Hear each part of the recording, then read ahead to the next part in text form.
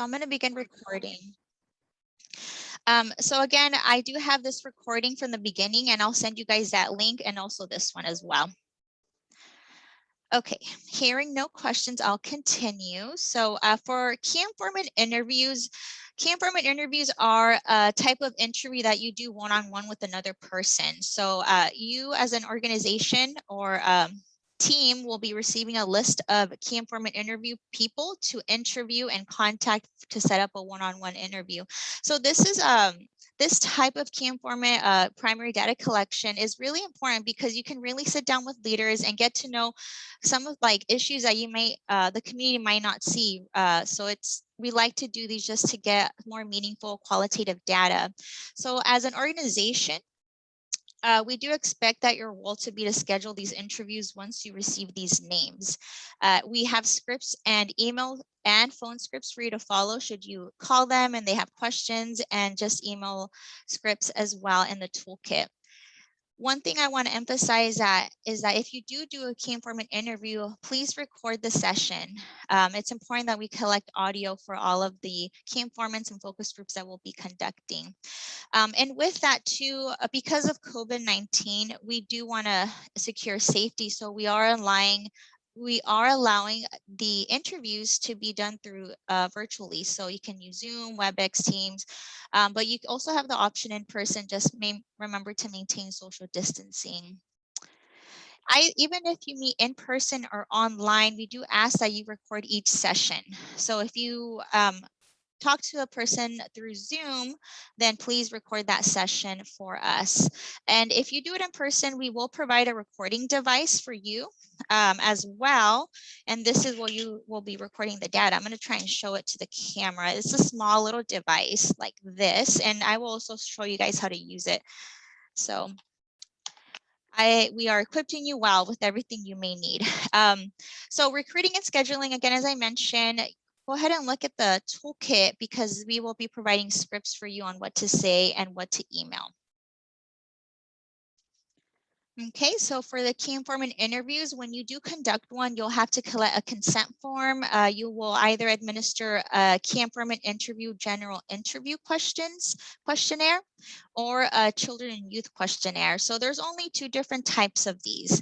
And when you get the list of people that you are set to interview, I'm going to be putting right next to the name what type of questionnaire you will give them. So we'll go over each tool also during our one-on-ones later this week that you'll be scheduling with me. And again, audio recording is very important to our data collection. So please record the CAM-format interviews. Some things that we won't provide to you are pens and printed paper or a tablet. So if you do want to do it in person, please make sure to do notes on either paper or a tablet. So this is instructions on how you will upload the audio and the forms to Dropbox and how I'd like them to be labeled. I'm going to not go over too much because I'll be doing a demo later on, but you'll get a copy of this PowerPoint slide so you can also refer back to this one on how to label things. So again, just a quick pause, checking in how everyone's doing, and I'm getting a sip of water. Any questions? Quiet group. It's either very clear or very confusing, but you'll have time at the end, I promise. So focus groups. So this is the last type of primary data that we will be collecting. So a focus group, it's different than a CAM-format because a focus group, a group of people, community members come together, and then we have a discussion based on some questions that we'll be asking you to have just on the health of the community. And we just get a lot of good insight through these focus groups. So for the purposes of this project, we want a focus group between the numbers of 8 to 12 people. 10 would be ideal for us. And the amount of time for any focus group that you'll conduct is between 45 to 90 minutes. Based on the questions that you'll be provided, I do anticipate that it'll take at least 90 minutes to complete. So just keep that in mind when you're scheduling a focus group about the time and letting people know around what time they're going to get out. Again, with COVID restrictions, we are allowing virtual focus groups to take place or in person. And I'll go over a little bit more about how both of these look like. And if you recruit people to participate on the focus group, then we will grant you guys $25 gift cards to give to the participants. So that could be an incentive for them to join, and more on the gift cards in a bit. So for focus groups, either virtual or in person, you'll have to submit consent forms from the participants, a cover sheet, and demographic survey, the audio recordings or the virtual recording of the focus group session, and written or typed notes from the assistant moderator. So the assistant moderator, I'll go over about what that role is, but essentially when you do a focus group, you need two people. So the first one is a moderator. They're the persons that are asking the questions to the people and also facilitating, making sure that they stay on task. And the assistant moderator takes notes. So I'll go over again during our one-on-one, I'll go over each tool and what it looks like and any questions you may have on any of the forms. And then I'll go over now.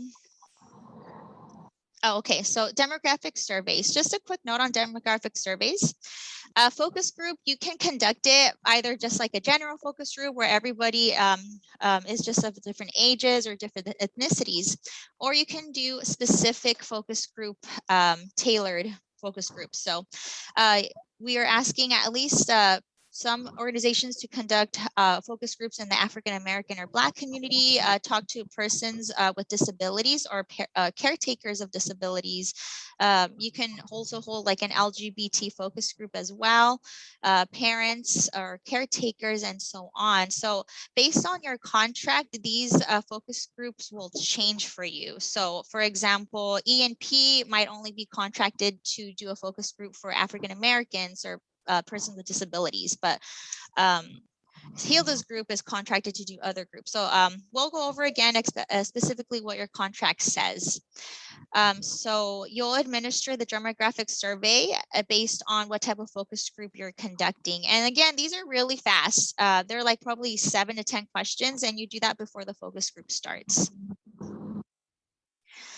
So regardless if it's virtual or in person, the instructions on how to do one basically remains more so the same. So the first things first is you recruit participants, and once you recruit them, you schedule them. Again, refer back to the target population list and the recruitment scripts. So we have our scripts for you to say when you're recruiting. The second step is to assign a moderator or an assistant moderator. So again, you need 2 people to run a focus groups, and I'll go over what the roles of each of these are. In the toolkit, again, you'll see scripts to open up the focus group. So you'll follow that. And again, record the virtual session if it is being conducted. Don't be like me and forget to record. So the assistant moderator will be the one to remember to always record. So again, just record. Participants also, if you're doing a focus group in person, then we will have I'll provide you with a sign-in sheet so that way you can scan it back to me. If virtual, then collect the information via phone, their information on the sign-in sheet. And again, I'll go over what the sign-in sheet looks like. So administer the correct demographic survey and consent form before the focus group begins, and you'll each get a SurveyMonkey link to the demographic surveys and the consent form. So if you're doing a focus group through Zoom, and you can give them a consent form link, and then they fill out that SurveyMonkey, and that'll be like a consent form, a virtual consent form. You will also be provided focus group questions along with the scripts on how to facilitate your focus group. I believe right now, I think there are about 10 questions on the focus group. So that's what you're going to be following to lead the discussion during the session. And just a note on in person. So if you're going to do a focus group in person, please remember to take a COVID-19 safety precaution. Our top priority is, of course, the safety of you and of others. So wear a mask, coverings, have hand sanitizer. We do encourage, if you can, provide snacks for the focus group participants like cookies or veggie trays, but have it in a way where not everyone's touching the food. So just, to reduce any contact would be good and really important for this project. Let's see. And gift cards. So again, if you are doing the virtual session, a virtual focus group session, then you can either mail hard copy gift cards to the participants, or if in person, you can give the participants their gift card right after the focus group ends. It just depends on you and your preference. We are looking into digital gift cards, so maybe just send them a link and that is a gift card. More details to come though. I will follow up with you guys on where we are at with that soon. Any questions before I continue? So Eliana, can I just add one point on that? So on the focus groups, we're only having you do either in person or virtual, not the hybrid. Oh, yes. Right? We want to make sure that there isn't any distractions, and all the focus would be better if you decide to do one or the other, not both. Does that make sense? Yeah, so what Alma's saying is correct. Yes, if you're going to do a focus group, just do it in person, everyone. And if you're going to do virtual, just do it 100%. No hybrids for this, just because it is a little disruptive. We have people in person and then through Zoom. So thank you for that reminder. Any other questions? I do have a question, Eliana. This is Hilda. What do you need from us to prove that we have given the gift cards? Yes. Yeah. Yeah, so on the sign-in sheet, it'll have like a place where the participant can sign that they received a gift card. So like an initial. Oh, I can't hear you. For digital, it'll probably be a little harder. So maybe for that, Hilda, that's a great question. Maybe when you send out the link, if you could copy Eliana on it, I think that would be suffice. Okay, yeah. Perfect. For the virtual. That's a great question. That one hadn't come up yet. Yeah, okay, awesome. Yeah, but more details on gift cards to come though, definitely. Okay, so I'm going to continue. Just to emphasize the two roles that you need to do a focus group. So the first one is the moderator. So the moderator is the one that welcomes the participants as they arrive. They lead the discussion and they keep the participants on track, because a lot of us tend to go off into tangents, especially in a group. So it's really important that the moderator facilitates the group back to the main focus of discussion. You answer the questions about the focus group and you close the discussion in a timely manner. So the assistant moderator, I sometimes call this person the recorder, but let's for congruency purposes, assistant moderator, I'll try and use that. But if I say recorder, no, I'm talking about this person. So the assistant moderator, they help with equipment and refreshments. So they are more of the assistant to the room, making sure that the Zoom meeting setup or the room, this in-person room is, the seats are arranged. They can also welcome the participants as they arrive, but mainly this person is more like a fly on the wall. So they'll sit in a designated location and they'll take notes throughout the discussion.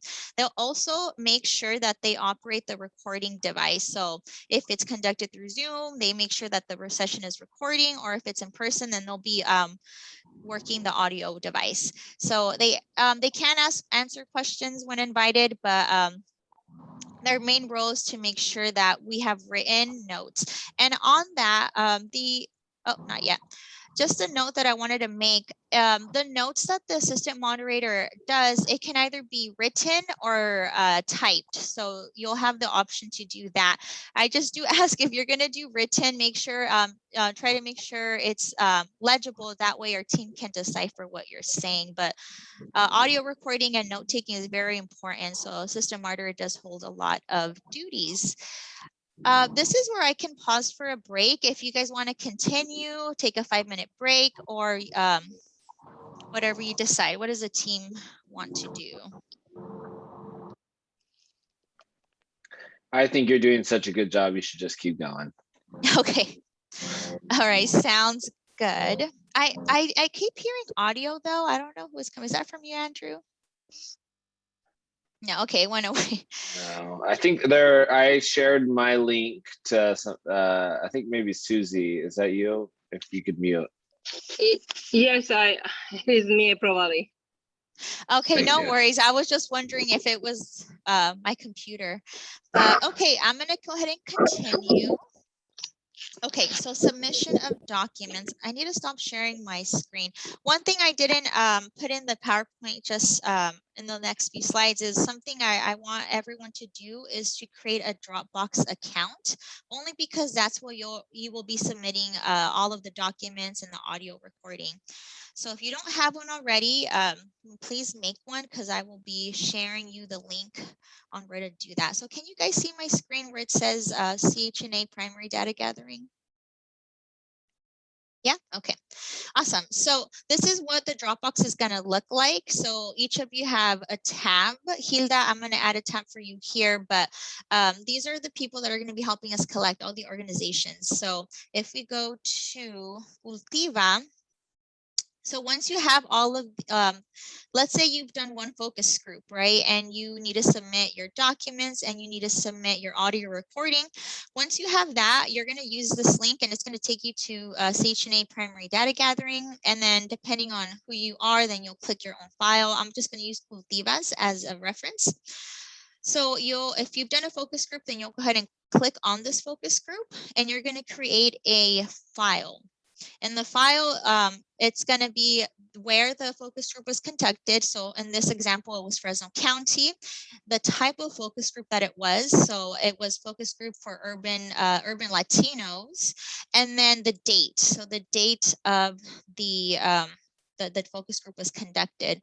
And here is where you're going to put the consent form, the cover sheet, and the audio recording. And again, I'll go over what you need to submit.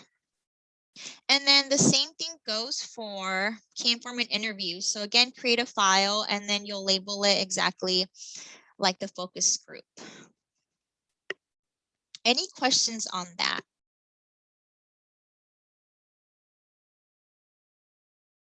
Okay, pretty straightforward, I hope.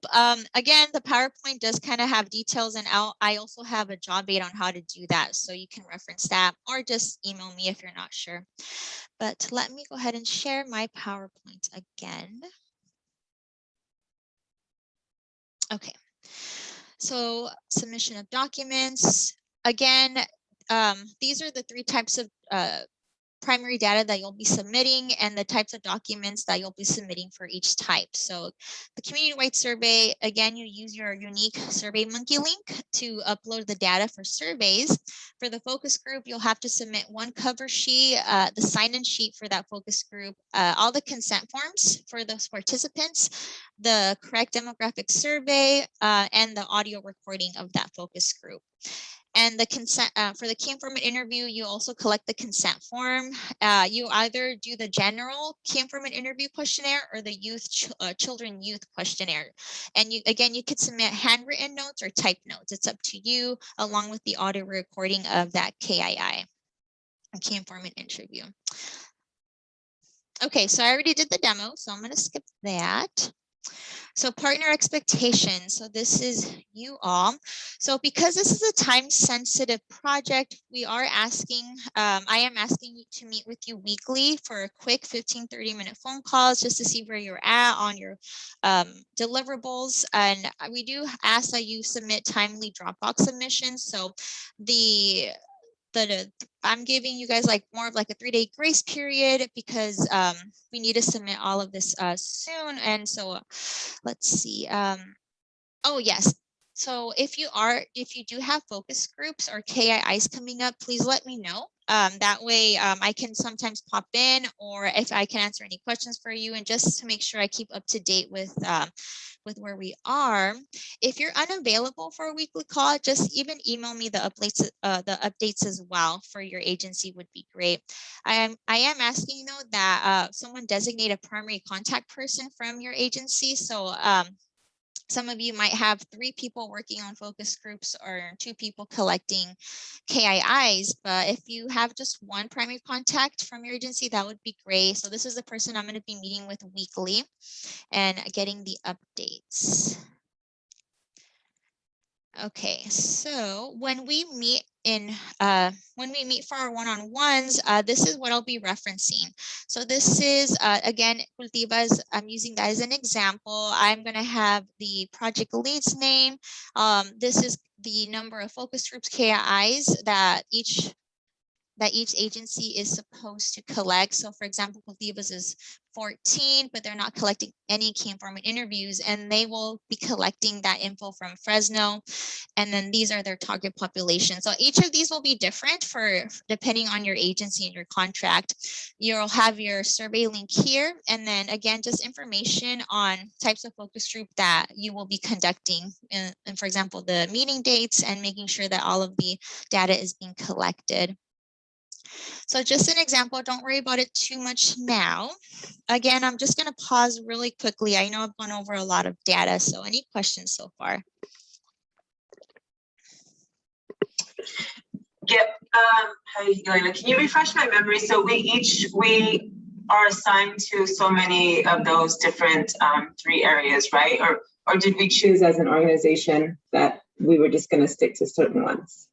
Yeah. So as an organization, I don't recall, Andrew, if it was Yvonne or Alma that talked to you about your activities, but everyone's is going to be different. I don't remember top of my head what Andrew or what EMP's number is supposed to. I don't think I heard back from when I gave some feedback of, hey, here is the, the recommended, I think we can't do these, but we could do these. Yes. I hadn't heard back from that Okay. email. So Andrew, on that, I'm glad you brought that up. So we are still having you do those same groups, but the groups that you had mentioned that you can outreach to, we're going to connect you with the CBO that is going to do the outreach, right? You're going to be the facilitator of those groups. However, for example, and I'm just throwing it out there, like for a youth group, we would connect you to YLI. YLI will do all of the outreach. You will still serve as the facilitator. YLI will get a stipend to do that work. There's other folks that are on the call that'll have that same kind of work. One of them will be Hilda and Lorena. They will also do that. We'll connect them with that CBO. But again, Okay, great. Diana will go over that with you. Does that make sense? Yeah, that makes sense. Okay. Yeah, good question. Any other questions on any of that? Okay. So I'm just going to quiz you guys because I know I went over a lot, but these are fun. So the first question is, you are facilitating an in-person focus group, but you realize that your assistant moderator forgot the recorder. So what do? Do you A, do you not record the session? Do you call the PC? The PC is project coordinator, which is myself, and C, record on your phone. What do you guys think?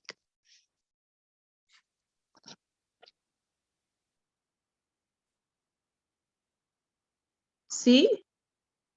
Susie says C. Anyone else? Phone. Okay, yeah, so yes, the correct answer is C. If you do call me, I mean, there's not much I would be able to help you. Because it might be in, Tulare County or somewhere else. But, and then of course, we do really want you to record the sessions. It's very vital to our qualitative data collection. So if you have a phone, plan B was to use your phone. That would be really great. Let's see. Okay, so you're facilitating a KII with someone who works in healthcare. You ask, what are the problems in the healthcare system that impact the community you serve? The participant states that he or she does not want to give their opinion. What should you do next?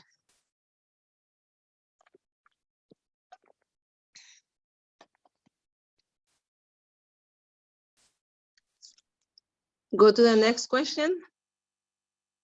Okay, so you, okay, go to the next question. Anyone else?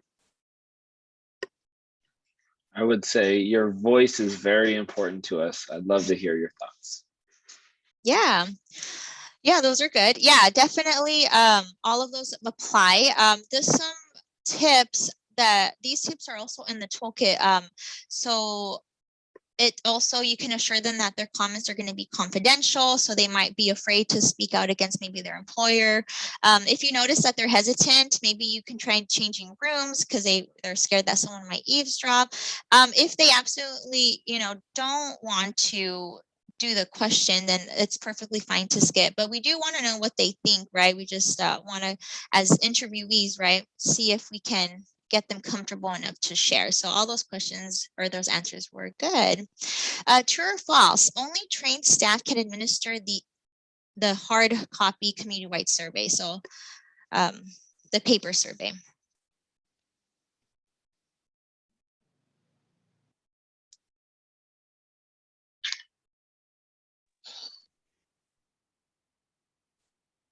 I will say yes, true. True. Okay. Anyone else?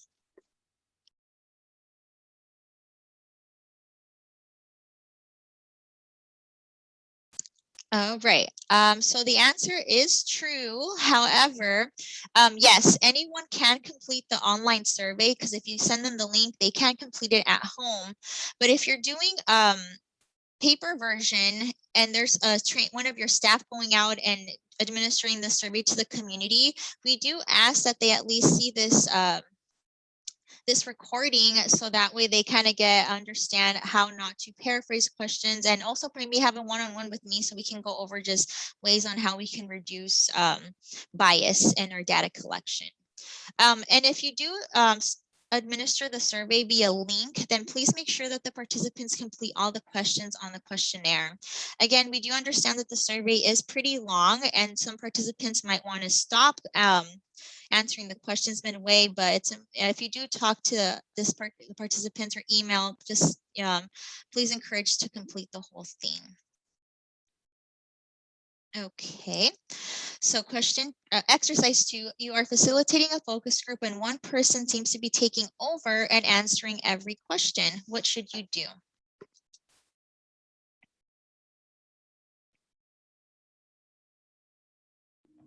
You thank them for their answer, and then you probe another person to participate. Okay, yeah. Thank you, Hilda. Anyone else?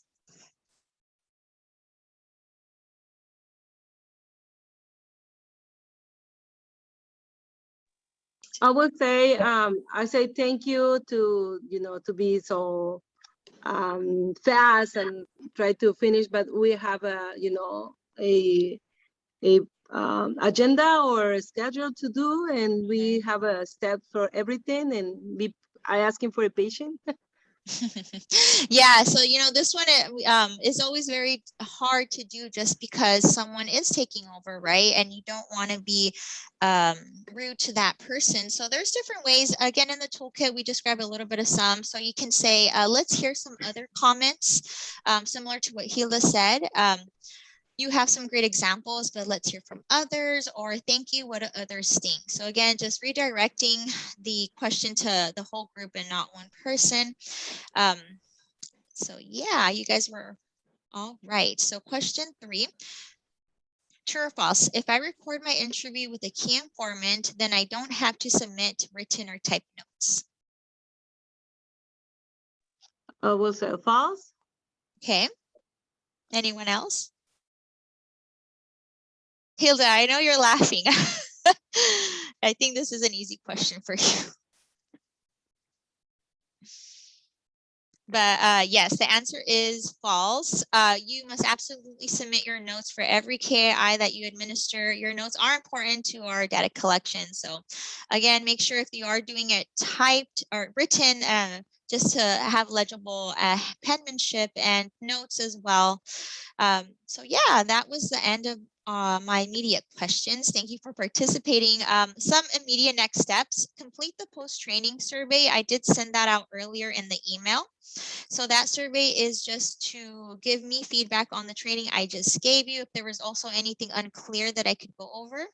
And then complete a doodle poll, which is also in the email, just so I can schedule my one-on-one with you to go over your specific contracts with you and go over the specific tools. And also make a Dropbox account. That way you will have access to Dropbox all of your documents.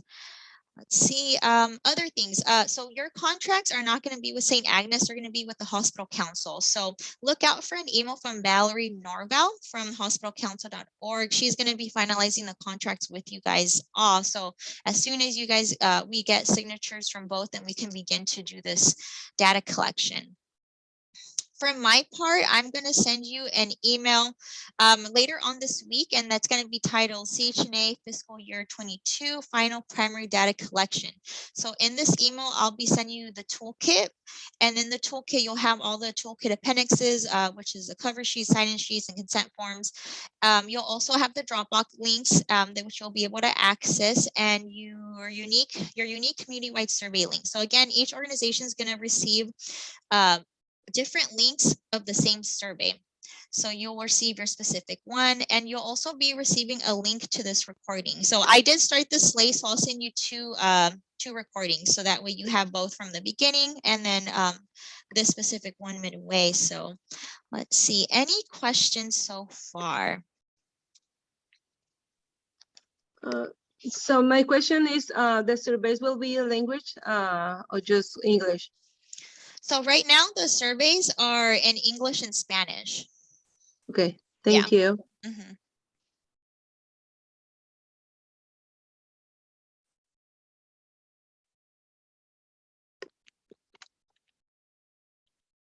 No other questions so far? Okay. Hopefully that was clear. Again, complete your post-training survey. It's in the email because we are also collecting that, of course, for the fidelity of the process is as well. But other than that, thank you for your time. If you do have any questions, reach out to either Alma Martinez, who's on the call. This is her info, or myself. We'll be available to answer any questions that you may have during this process. But other than that, thank you, and I'll stay on. I'm going to end the recording and stay on if there is other questions.